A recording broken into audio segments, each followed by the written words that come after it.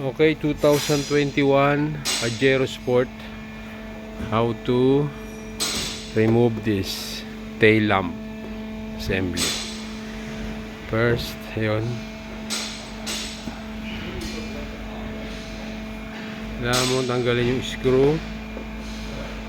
Ito. Remove the screw.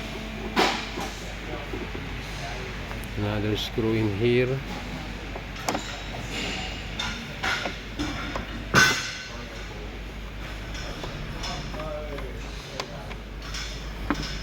Another screw in here.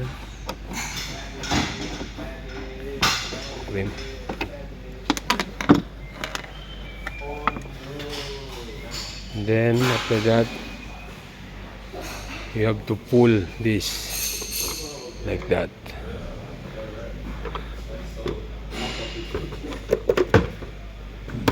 That's it. And there's you can access now the bulb if you want to replace. You can also remove this by pulling this, and there's a connector. To remove the connector,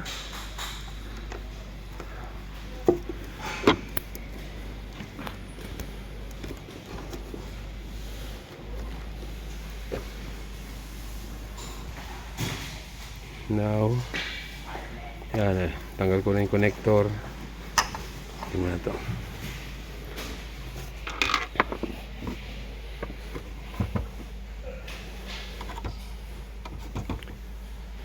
Yan, pwede mo na itong palitan. Just twist. And there it is.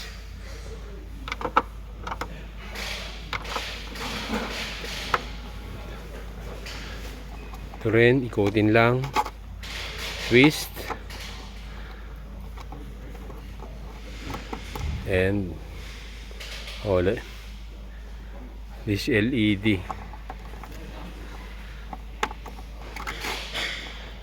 Assembly siguro ito pag pinapalitan. Okay, ganun lang. So ito,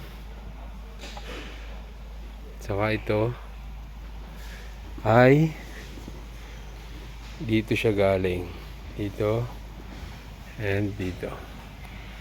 Yun lang. All goods.